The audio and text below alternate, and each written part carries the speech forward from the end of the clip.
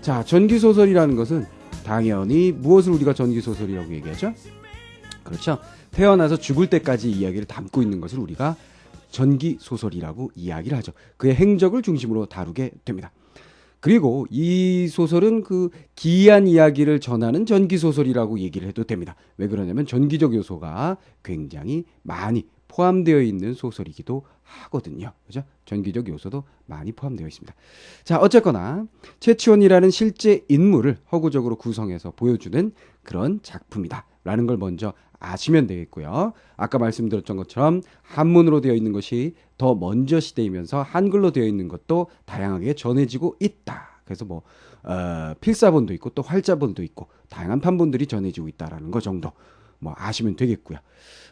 그 다음에 이 작품이 태어나게 된 배경을 우리가 생각해 본다면 이게 신라 시대 때 창작된 작품은 당연히 아니겠죠. 그렇죠? 한글로 된 작품이 전해졌다면 당연히 세종 이후의 작품이라는 걸 우리가 알 수 있게 되는데요. 어느 때고 하니 임진왜란 시기라고 보시면 되겠습니다. 임진왜란이 끝나고 우리는 명의 도움에 의해서 왜적을 물리쳤다. 한 부분적으로 볼 때, 그렇죠? 명이 원군을 보내주고 왜적을 물리치는데 도움을 줬단 말이에요, 그렇죠? 그러다 보니까 명에 대한 어떤 우리가 뭐예요? 친한 생각을 갖게 되죠. 근데 이 친한 생각이라는 건 우호국, 우방국이라는 의미를 더 넘어서서 우리 역사상 친금, 뭐 친원, 그죠? 그 다음에 친명, 그죠? 그다음 뭘까요? 친일, 그다음 뭘까요? 친미까지 이어져 내려오는, 그렇죠? 이어져 내려오는 좀 가진 자들이 자신이 가진 것들을 지키기 위해서 외세에 기대고 나라는 어찌되든 신경 쓰지 않는 그런 어떤 우리 민족의 잘못된 전통, 인습이죠. 이런 것들이 남아 있었던 시대라고 보시면 되겠습니다. 무슨 말인지 알겠죠?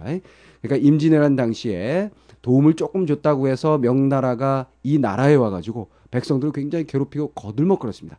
그러면 그런 친명의 세력들은 그들이 오는 것에 대해서 뭐 신경 쓸 게 뭐 있겠어요? 자기 재산, 자기의 권력 이런 것들 지켜주기만 한다면 명나라 I love you죠. 그죠?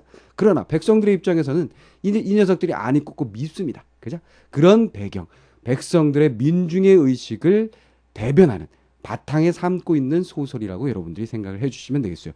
그러니까 어떤 그 사대주의적인 사고방식, 기득권이 가지고 있는 사대주의적인 사고방식에서 벗어나서 오히려 그들에 대한 반감을 드러낸 소설이다라고 생각하시면 되겠어요.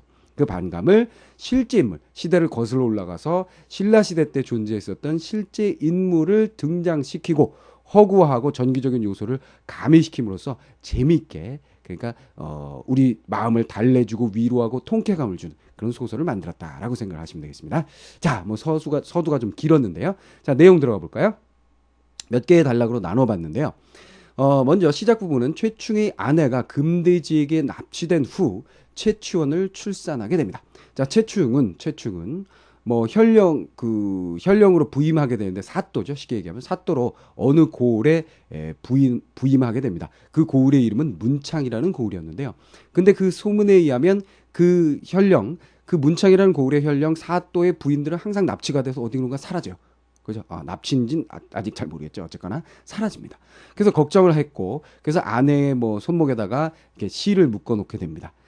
근데 진짜 막 많은 사람들이 막 지키고 하는 와중에서도 갑자기 날씨가 이상해지더니 사람들이 기절을 하고 아내가 자취가 사라집니다. 그래서 그 실을 쫓아갔더니만 동굴 속에 바위 틈 사이에 동굴 세계에 들어가 있고 그곳에 금돼지라는 괴물이 기존의 그 현령들 사또들의 부인까지 뚝 거느리고 폼 잡고 졸고 있습니다.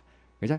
그런데 그 아내가 자신의 기지를 발휘해가지고 사슴의 사슴의 가죽을 이렇게 씹어서 돼지 뒤통수에다 붙여가지고 그 돼지를 죽인다. 뭐 이런 얘기가 나옵니다. 그래서 이제 구출이 되고 다시 집으로 돌아오게 되죠.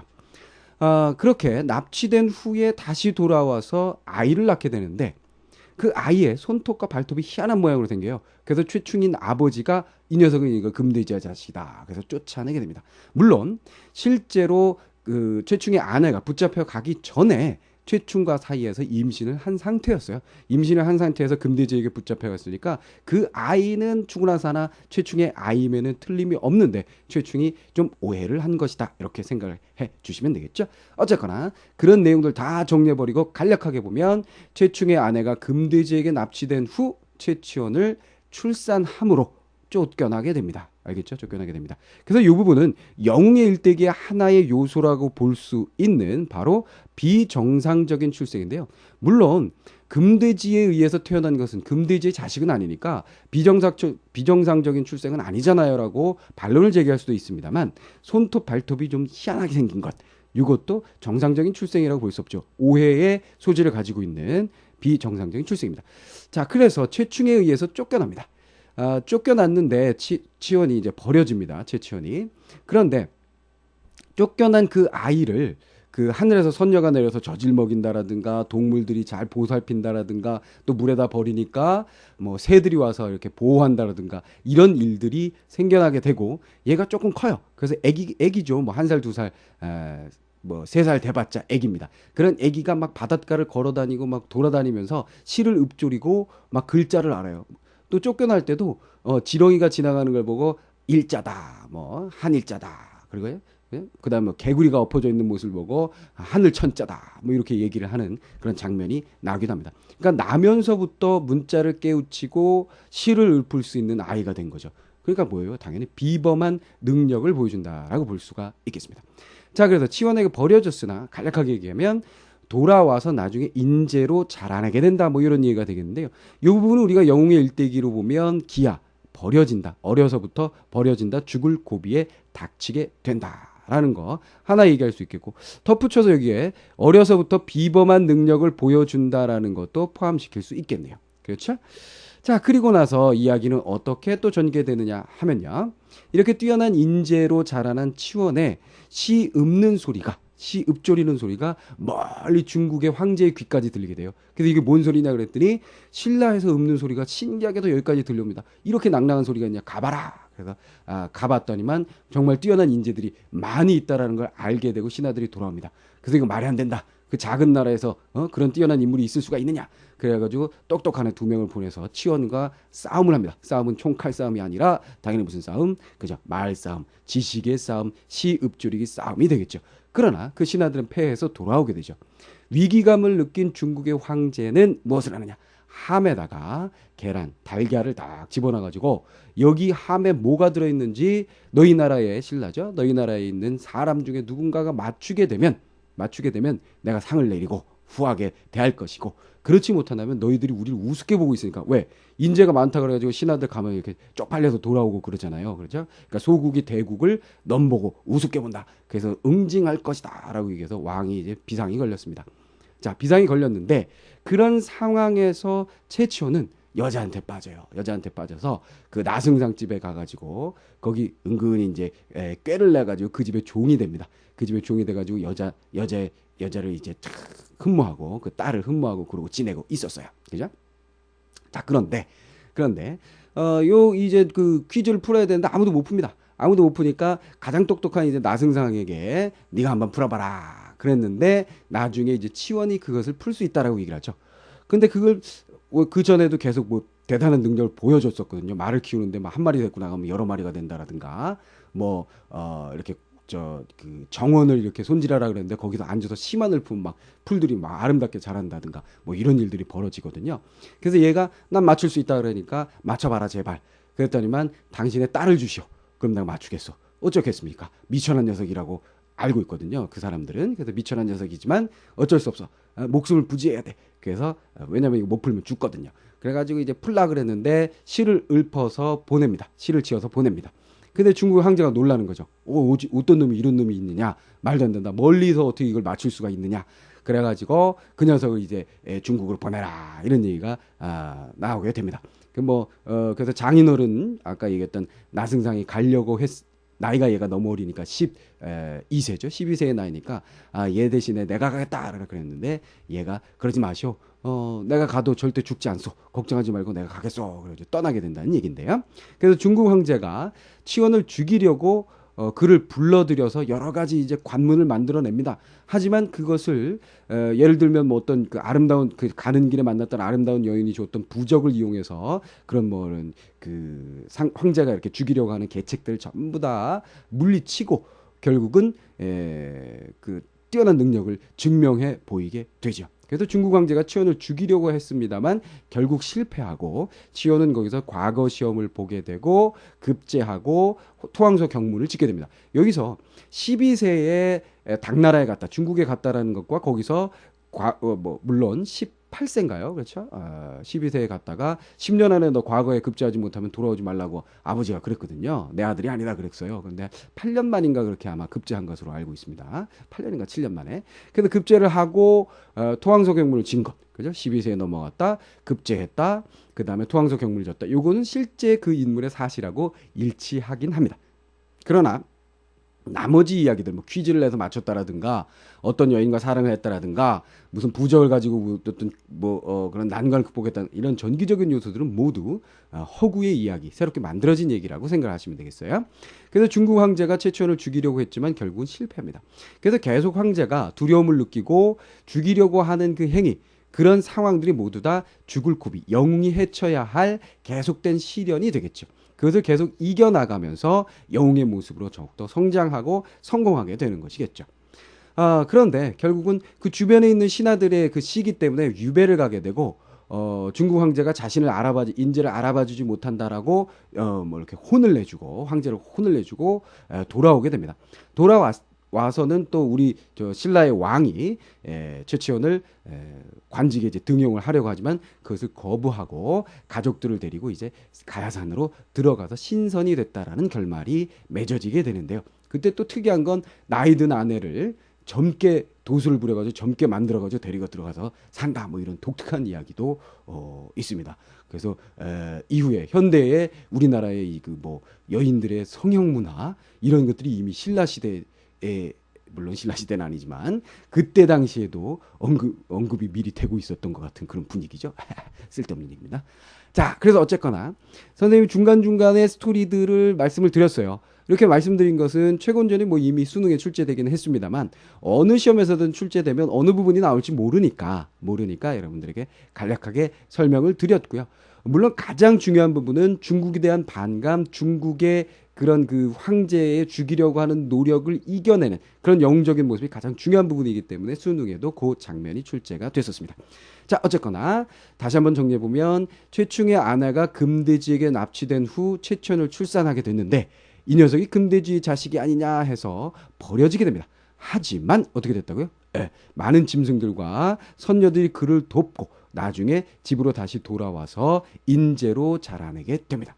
그러던 중 이에 뛰어남을 알게 된 중국 황제 치원을 죽이려고 하나 그런 모든 시련을 얘는 극복하게 됩니다. 그래서 중국에서 많은 공을 세우게 되고요. 그 공을 세웠으나 중국의 황제가 이 사람을 알아주지 못함으로 다시 고국인 신라로 돌아오게 됩니다. 돌아와서는 벼슬자리를 마다하고 신선이 된다라는 그런 결말이 맺어지게 되는데요. 이 마지막 부분은 설화적인 결말이라고 할 수가 있겠죠. 누가 신선이 돼서 사라졌다, 그를 볼 수 없었다, 이런 것들. 자, 그래서 지금 선생님이 스토리를 정리한 것은 일반적인 영웅의 일대기로서의 구조가 나타나는 부분들을 중심으로 한번 정리를 해보았습니다. 자, 그렇다면 최고운전의 이 작품 자체의 어떤 의미를 따져보면요. 사대주의에서 벗어나서 중국을 적대시한 주체성을 보이는 작품이라고 볼 수 있습니다. 첫 번째 가장 중요한 것은 당시대의 민중의 의식, 주체성을 바탕으로 하고 있다는 걸 여러분들이 주의를 해주시면 되겠고요. 자, 그 다음에 조금 전에 살펴봤던 것처럼 시련을 극복하고 이겨내는 영웅의 일대기의 구조를 보여주고 있습니다. 무슨 말인지 알죠? 그러니까 고귀한 혈통, 아버지가 뛰어난 인물이잖아요. 그렇죠? 최충이 사또면 고귀한 혈통이죠. 거기서부터 시작을 해가지고 많은 시련을 이겨내고 결국은 중국의 황제, 대국의 황제를 굴복시킨다라는 성공까지, 승리까지 가는 영웅의 일대기 구조라는 거 기억을 해주시면 되겠고요. 또 설화문화적인 모티프를 많이 가지고 있습니다. 예를 들어서 금대지라는 이런 그 괴수를 물리친다라는 것이라든가 신선이 된다라든가 동물이 지켜준다라든가 하여간 요소 이전에 많은 설화 문학을 집대성한 듯한 그런 작품이라고 볼 수가 있겠습니다.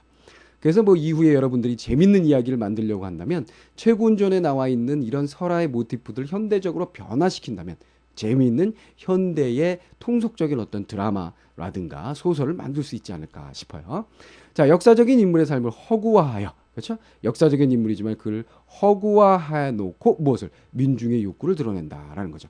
여기서 말씀드리는 민중의 욕구는 당연히 뭡니까? 그죠? 반명사상, 그죠? 주체성, 그죠? 명에 대한 반감을 드러내고 있다. 중국에 대한 반감을 드러내고 있다. 이렇게 봐주시면 되겠습니다.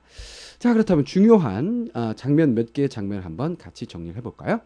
자, 첫 장면. 부모님이 처음에 나를 금돼지 자식이라고 버려놓고 이제 와서 마음이 부끄럽지도 아니하오신지 나를 보고자 하실까? 자, 이건 뭐냐면 이 아이가 굉장히 뛰어나게 자라나고 있다. 길거리 돌아다니면서 막 실을 읊는다. 이런 얘기를 듣고 아버지가 이제 그 자식 그거 희한하네. 그 녀석을 한번 데려와야지.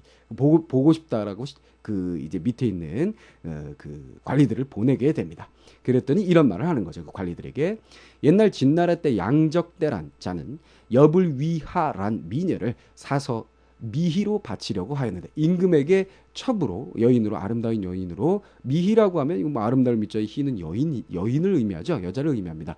혹은 왕의 여인 혹은 뭐 첩을 의미하게 됩니다. 그래서 왕의 여인으로 바치려고 하였는데 임신을 시킨 후에 진왕에게 바쳤더니 싸가지 없는 녀석이죠.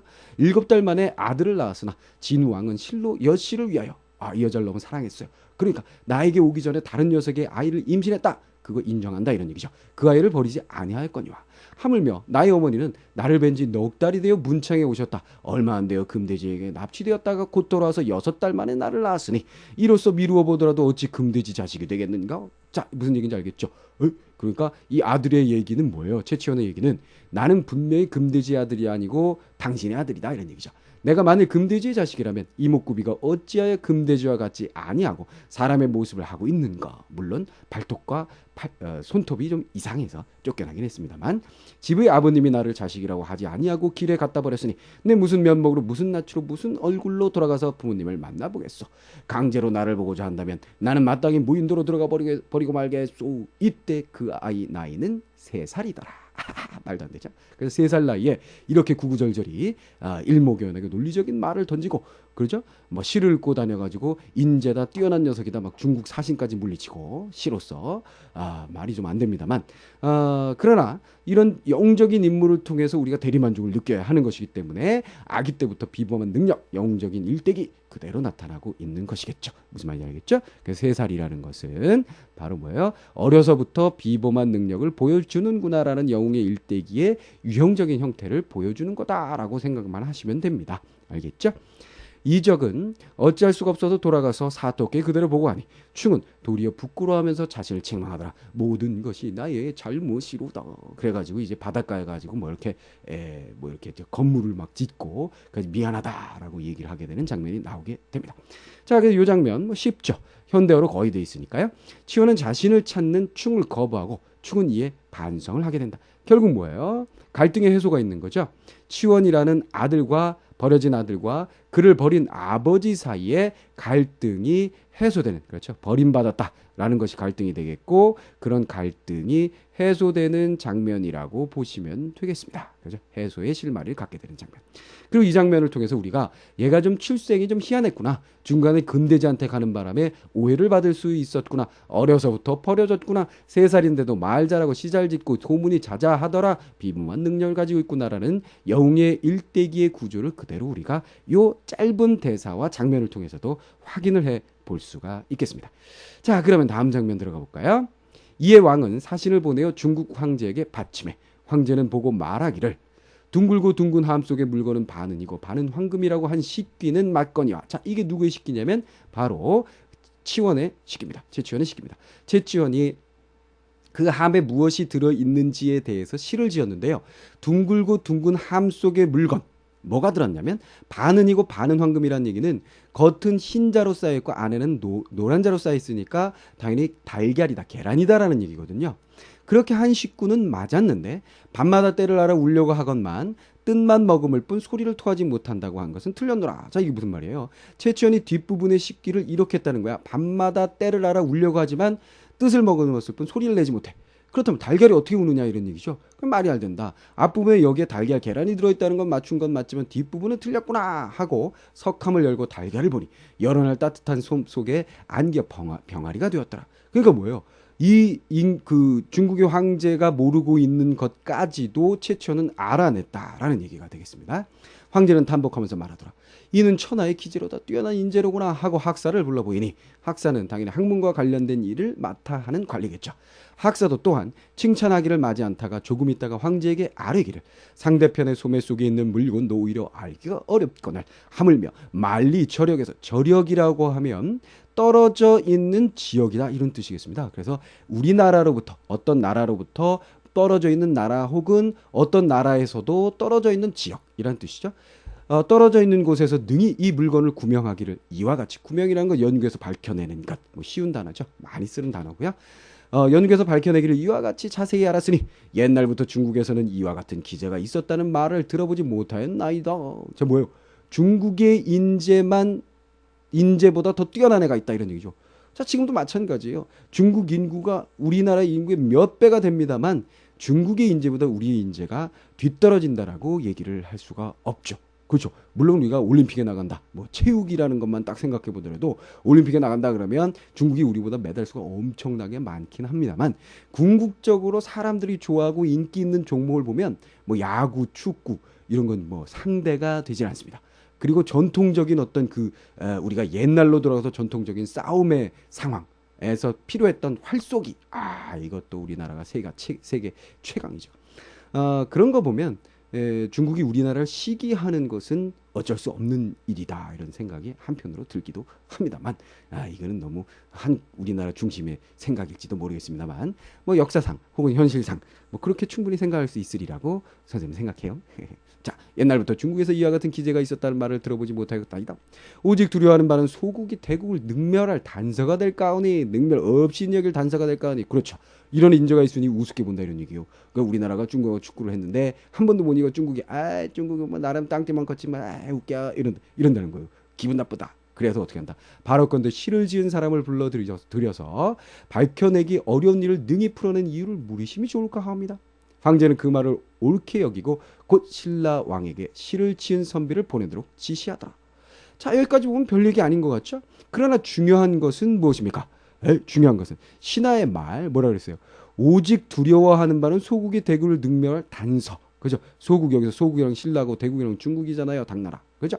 그럼 소국이 대국을 능멸할 단서가 될 것이다라고 두려워했다라는 거예요. 두렵다면 어떻게 해야 되나요? 그런 인재를 반드시 죽여 없애야 되겠죠. 없애야 됩니다. 물론 여기서는 물으심이 좋을까 합니다. 그러니까 죽일지 안 죽일지는 모르겠습니다만 이후에 이어지는 장면은 계속해서 얘를 죽이기 위한 노력을 하게 되죠. 치원의 시를 보고 놀란 황제는 치원을 중국으로 부르고자 합니다. 결국 이것은 영웅의 일대기의 구조에서 보면 시련이라고 볼 수가 있게 됩니다. 무슨 말이냐 알겠죠? 죽을 고비를 여러 번 넘기게 되는 장면이 되겠고요. 자, 황제가 놀라서 하늘이 낳은 사람을 죽일 수 없노라. 자, 이건 뭐냐면 시기를 받고 시기 때문에 모함을 받아서 결국 중국에서 뭐 그 섬 같은 곳으로 이제 유배를 가게 돼요. 거의 굶어 죽을 지경이 됐는데 예전에 길을 가다가 만난 사람에게 받았던 그 솜을 이렇게 솜을 빨면서 얘가 연명을 하게 됩니다. 미리 다 준비되어 있는 거죠. 그런데 사람이 지나갈 때 괜히 죽은 척하니까 황제에 가가지고 걔 죽었어요라고 얘기를 거의 죽기 일보 직전이에요. 그래서 막 이제 신하들 낄낄거리는 거죠. 그 새끼 뛰어난 능력이라고 그러지만 거기 갖다 놓으니까 굶어 죽는 건 인간이랑 똑같구나 그랬거든요. 그런데 외국에 사실 이렇게 지나갈 때 보니까 그 사람이 막 그 승려들과 막 여러 사람들을 모아놓고 막 시를 읽고 있어요. 그래서 정말 멋진 사람이 있어요라고 황제에게 얘기를 했더니만 그 놈이구나. 그 놈이 죽은 줄 알았더니 살아있구나. 그러면서 이렇게 얘기한 거예요. 하늘이 낳은 사람을 죽일 수가 없구나. 하고는 조서를 보내서 임금의 명령서겠죠. 치원을 불러들였습니다. 치원이 말하기를 중국의 신하들이 직분을 다스리지 아니하고 제주를 시기하고 투기하여 황제를 속여 참소하고 황제도 그것을 믿으니 군자가 머무를 곳이 못 되는 나라이라. 가서 황제에게 구하라. 나는 마땅히 고국으로 돌아가겠노라. 하고 글자를 썼다는 얘기죠. 화하여 청룡이 되어 옆으로 누우니 다리를 만들었는지라. 용이 쫙 나와가지고 다리를 찍 만들어줍니다. 치원이 낙양에 이르니 황제가 묻기를 그 용이 만든 다리를 또 걸어서 누구에게 전기적인 요소죠. 누구에게 황제에게 갑니다. 뭐라 그래요? 경이 절도에 있는 석 달 동안 한 번도 꿈속에 보이지 않으면 어째서인가? 온 천하의 왕의 신하가 아닌 자가 없고 없다고 하였는데 이로써 말한다면 내가 신라의 사람이요 신라에서 났다고 할지라도 신라 또한 나의 땅이요 너의 임금 또한 나의 신하이거늘 내가 나의 사자를 업신 여기면 무슨 까닭인고 무슨 소리인지 알겠죠? 그러니까 황제가 치원이가 딱 용타고 나타나니까 겁은 딱 나지. 겁은 딱 나지만 야 넌 인마 새끼야 신라가 결국은 내 나라고 내 땅이면 내 신한데 이 새끼야 왜 날 이렇게 우습게 해? 이렇게 얘기한 거죠. 하는지라 치원이 마침내 글자 한자를 공중에다 쓰고 얘는 무조건 이 돛을 불 때 글자 딱 써서 휙 터지면 뭐가 만들어지는 거죠. 그 위에 뛰어올라 걸터 앉아서 황제에게 말하기를 그러면 여기도 또한 폐하의 땅이요. 뭔지 알겠죠? 하늘 붕 떠가지고 야 여기가 니네 땅이야? 그럼 내가 네 신하냐? 신라가 니네 땅이어서 내가 신하라면 여기도 네 땅이냐? 여기 땅이 어디 있어? 내가 지금 공중에 떠 있는데 새끼야 이렇게 얘기한 거죠. 그럼 하니까 황제가 크게 두려워하고 엎어지고 넘어지며 그죠? 당황합니다. 용상에서 내려 용상이 임금의 그 의자겠죠. 머리를 조아리고 사죄하더라. 자, 이것이 가장 우리에게 카타르시스를 주는 그런 장면이겠죠. 황제가 어떻습니까? 명나라 때문에 고통을 받던 우리 백성들이 이 황제의 모습을 보면서 뭐예요? 즐거움을 느끼게 된다라고 볼 수 있겠죠. 어떻게 보면 굉장히 소극적인 거라고 우리가 비판을 할 수 있어요. 그렇죠? 실제적으로 하지 못하는 것을 이런 문학 작품을 통해서 해가지고 위로를 받는 거 그게 뭔 짓거리냐. 그래서 뭐 이걸 안 좋게 우리가 평가를 하기도 합니다만 뭐 최근에 만들어진 몇몇 영화가 이런 어떤 우리나라의 역사에 대해서 인식을 하고 앞으로 잘하자 뭐 이런 것들 그런 걸 약간의 허구를 섞어서 영화하기만 하면 비평가들이 난리가 납니다. 영화 평론가들이 이게 뭔 짓이냐. 그죠? 소극적이라는 얘기죠. 그럼 우리가 지금 뭐 전쟁을 합니까? 어떻게 합니까? 그리고 영화라는 것은 어차피 대중들이 보는 이런 소설처럼 대중들이 보는 그런 어떤 위로를 받는 감동을 받는 재미를 추구하는 그런 요소들이거든요. 예? 그렇게 본다면 사실은 뭐 비판할 부분은 아닌데요. 그렇죠? 자, 어쨌거나 이 장면 정리를 해보면 이런 얘기죠. 치원이 뛰어난 능력에 중국의 황제는 결국은 사과하고 머리를 조아릴 수밖에 없습니다. 결국은 뭐예요? 패배를 인정하는 것이라고 볼 수 있죠. 그렇다면 우리가 결국은 승리한 부분이라고 볼 수 있습니다. 승리라는 것을 일반적으로 영웅의 일대기에 보면 원수를 갚는다라든가 나라를 세운다라든가 이런 것으로 나타나기 때문에 여긴 승리가 없다라고 여러분들이 희한하다라고 생각할 수도 있습니다만 궁극적으로 이 인물에게 있어서 시련과 갈등은 얘를 죽이려 소국 작은 나라에 있다고 해서 이 인재인 얘를 죽이려고 하는 녀석과 그죠? 그것을 막으려 하는 나 그리고 결국은 작은 나라이지만 큰 나라의 황제를 혼자 맞서 싸워서 이겨냈다라는 겁니다. 그렇다면 이건 굉장한 승리라고 볼 수 있죠. 그래서 영웅의 일대기의 결말인 여러 번의 시련을 겪고 이겨내서 승리를 거두게 된다라는 것까지도 충족시키는 그런 작품이라고 볼 수가 있겠습니다. 자, 전체적인 얘기 중에서 그냥 몇 개 부분, 그러니까 출생과 버려짐, 비범한 능력을 보여주는 것, 여러 번의 시련 끝에 그 시련을 이겨내고 승리하는 것까지의 이야기를 간략하게 여러분들하고 정리를 해 보았습니다. 그죠? 뭐 읽기는 여러분들이 어렵지 않았을 거예요. 거의 현대어니까. 자, 그럼 이 소설에서 핵심적인 갈등, 방금 말씀드렸던 것처럼 최치원의 뛰어난 능력이라는 것이 갈등에 있어서 가장 핵심적인 요소가 됩니다. 소설 전반에 있어서. 그렇죠.